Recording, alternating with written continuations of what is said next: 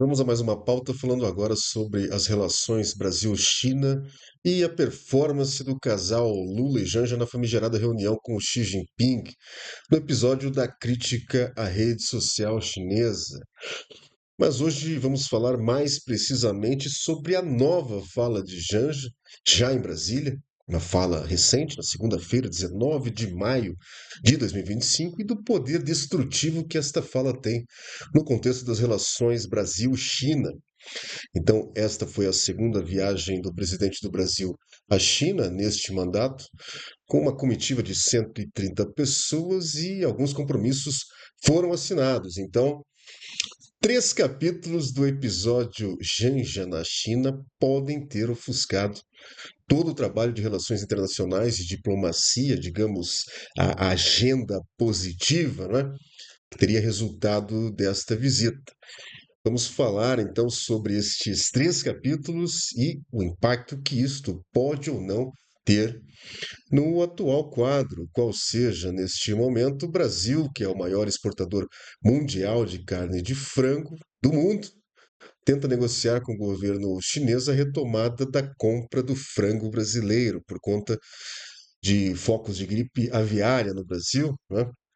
Será então que pode haver alguma relação entre as falas de Janja e de Lula e os embargos ao frango brasileiro? Será que tudo não passa de uma conversa vazada maldosamente para a imprensa, um factoide sem relevância? Ou será ainda que Lula e Janja falaram demais e podem azedar a relação comercial Brasil-China?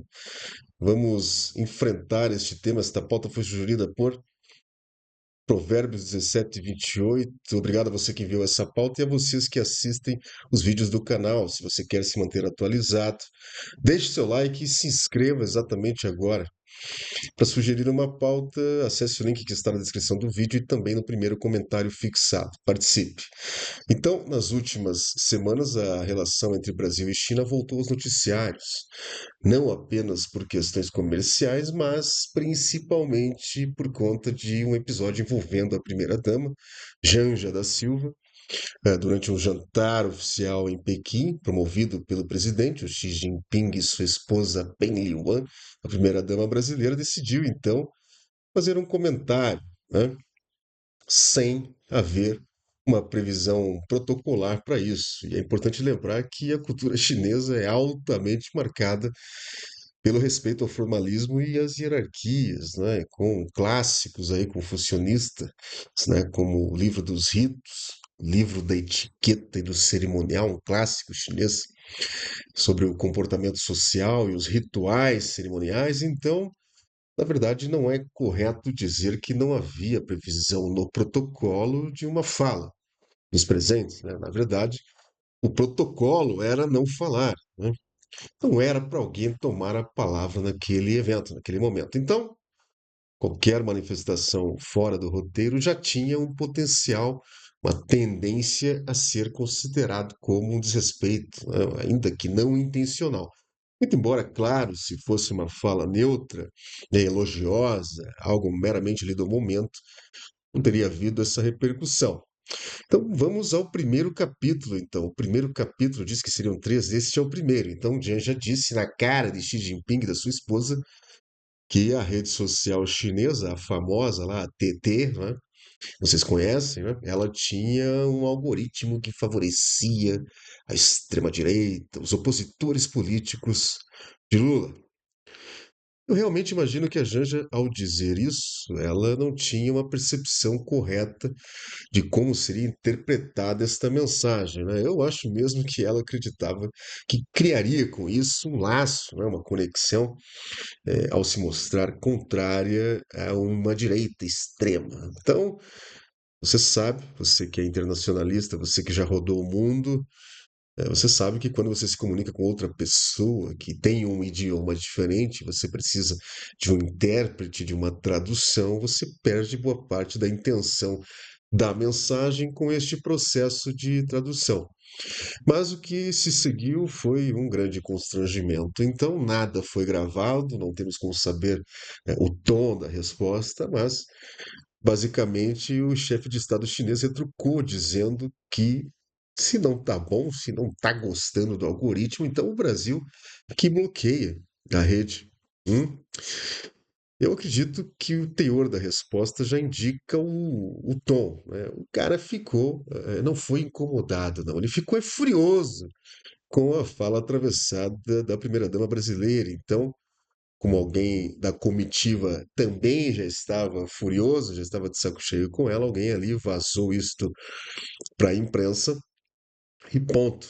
Até aqui, claro, a imprensa iria confrontar o presidente em algum momento e ele tinha três opções. Primeiro, não falar nada, se omitir, né? Pura e simplesmente. Opção 2, desmentir. E desmentir a verdade é algo que os políticos têm grande habilidade para fazer, não é nada de novo também nisso. Opção 3, distorcer, tentar diminuir a questão, né? Fazer parecer que não foi nada demais. E eis aí o segundo capítulo do episódio, importante, a fase 2 do jogo de trapalhadas, né? A resposta foi uma mescla das opções 2 e 3. Então, Lula adotou isso. A forma como ele fez isso foi desastrosa, e o que era ruim ficou bem pior, né? Lula desmentiu ao dizer que foi ele quem falou, deu uma de cavalheiro aí, tentou tirar a esposa da fogueira, algo louvável aí, dependendo do seu ponto de vista, né? Mas que ninguém acreditaria também, o que não fazia sentido. Mas na hora de distorcer é que veio o grande deslize. Lula confirmou à imprensa, sem ninguém perguntar, né? Sem precisar apertar, ele soltou ali, na sua verborragia do momento, que havia solicitado ao Xi Jinping o envio de um especialista chinês para auxiliar na regulamentação das redes sociais no Brasil, especialmente a rede chinesa. E não só, né? Ele disse que este tal chinês viria mesmo, que já estava certo, tudo combinado, está combinado, né? Isso causou uma reação imediata no Congresso, onde a ideia de regulamentar redes já foi rejeitada. Já aconteceu isso sob alegação de risco à liberdade de expressão. Você sabe que o projeto de lei, o PL 2630, né, é de 2020, ele foi apresentado no Senado em 2020 e tratava então de fake news e instituir uma tal de Lei Brasileira da Liberdade, Responsabilidade e Transparência na internet. Veja você, que leizinha, né? E ela foi rejeitada com força no Congresso, muita força. Então, algo que até então seria um rumor, uma simples fofoca do noticiário político, de repente vira um possível crime de responsabilidade com base no artigo 6º, inciso 4 da Lei 1079 de 50, praticada pelo presidente, ao permitir então a influência de um agente estrangeiro em território nacional sobre tema legislativo já rejeitado pelo Congresso e sem autorização deste Congresso, é claro. Ainda que o dispositivo fale em força estrangeira, uma interpretação sistêmica, um jogo político, pode sim levar a se entender isso como uma intervenção, uma intervenção externa em políticas públicas internas sensíveis, né? Que violaria aí o livre exercício do poder legislativo, soberania, separação de poderes, etc.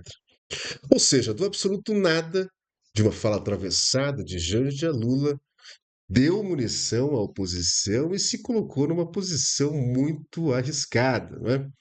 Ele deixou claro, então, que uma das suas missões ocultas na China era trazer o modelo chinês de regulação de redes sociais para que ele fosse implementado no Brasil, ou seja, a ideia dele, trocando em miúdos, era fazer com que essas perguntas incômodas, né, como este caso aqui, que elas não fossem mais feitas, que isto não existisse mais. Este é mais ou menos o modelo chinês, né? A situação toda revelou aí um ambiente de tensão dentro do executivo, com o Lula demonstrando preocupação com o controle das informações internas, todo mundo desconfiado de todo mundo, quem vazou, quem não vazou, todo mundo se acusando, e Lula respondeu muito irritado a isso, né? Ele falou até em pachorra. Alguém teve a pachorra, mostrando também que não entende muito do vocabulário português, porque pachorra significa calma, falta de pressa, né? Capacidade de tolerar um incômodo, então não combinou muito. né? Acredito que a ideia dele era dizer deslealdade, cara de pau, né? Algo assim. Então, veja esse trecho da fala de Lula, se você ainda não viu, que ilustra o segundo capítulo deste grande episódio. Veja, eu fiz uma pergunta para ele, eu não fiz uma pergunta, eu perguntei ao companheiro Xi Jinping se era possível ele enviar para o Brasil uma pessoa da confiança dele para a gente discutir a questão digital, e sobretudo o TikTok. E aí a Janja pediu a palavra para explicar o que está acontecendo no Brasil, sobretudo contra as mulheres e contra as crianças. Eu perguntei e mulheres e crianças, enfim. O fato é que a cereja do bolo veio então na segunda-feira, no dia 19, e o capítulo 3 do episódio do Chapolin Colorado diplomático com sua dona Florinda, né? Nesta semana, a Janja voltou a falar, ela não se deu por vencida e cavou ainda mais o buraco. Pois mais lenha na fogueira, vamos ouvir o que ela disse. Falar que em nenhum momento eu calarei a minha voz para falar sobre isso. Em nenhum momento, em nenhuma oportunidade. Não há protocolo que me faça calar se eu tiver uma oportunidade de falar sobre isso. Eu sempre digo, né? É o problema de você não ter alguém no seu entorno ali que tenha a liberdade de te dar um toque, né? De te falar. Então, eis aí a questão. Ela disse que não vai se calar e que nenhum protocolo vai fazer ela se calar. E, mais uma vez aqui, fez um cálculo errado quanto ao teor da fala e ao receptor da fala, porque o que parece aqui, não é? Ela quis dar uma retrucada na imprensa brasileira, nos críticos, nas pessoas que simplesmente não gostaram da atitude dela. Um ato que diz respeito ao interesse público, política externa do Brasil, plenamente passível de críticas, né? E até expectável uma crítica.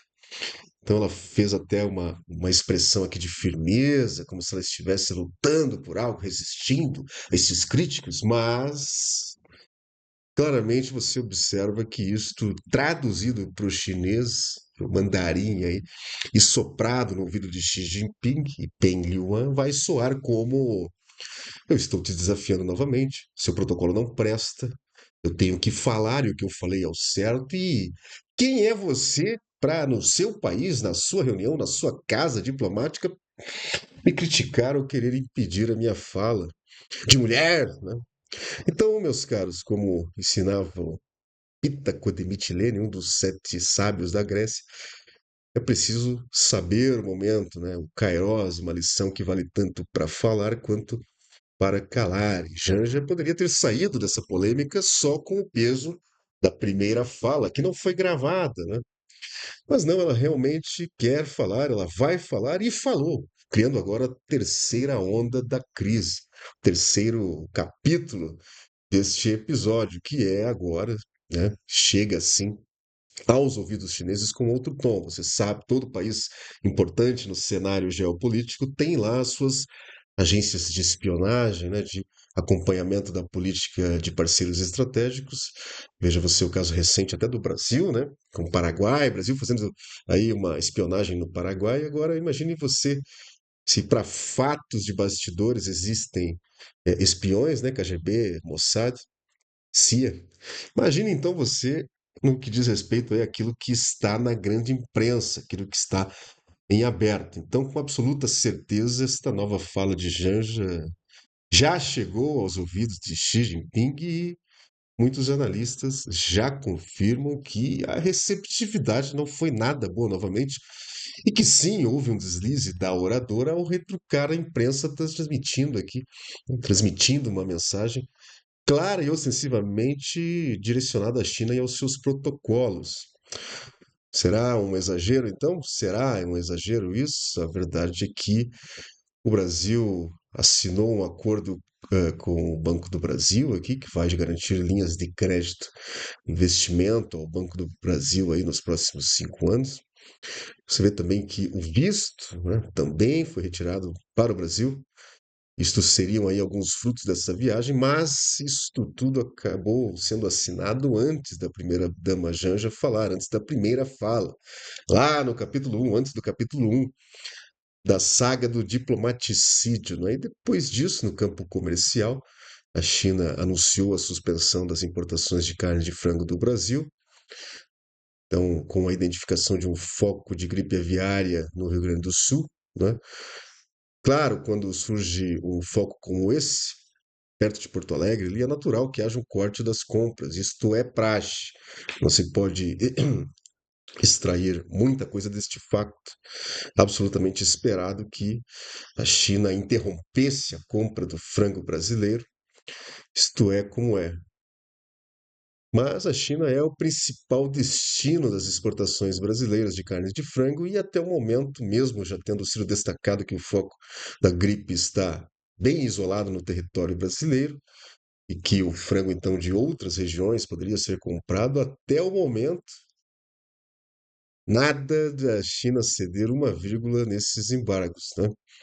Então, apesar das tentativas, né, das incisivas tentativas do Brasil de negociar com a China uma abertura nestes embargos.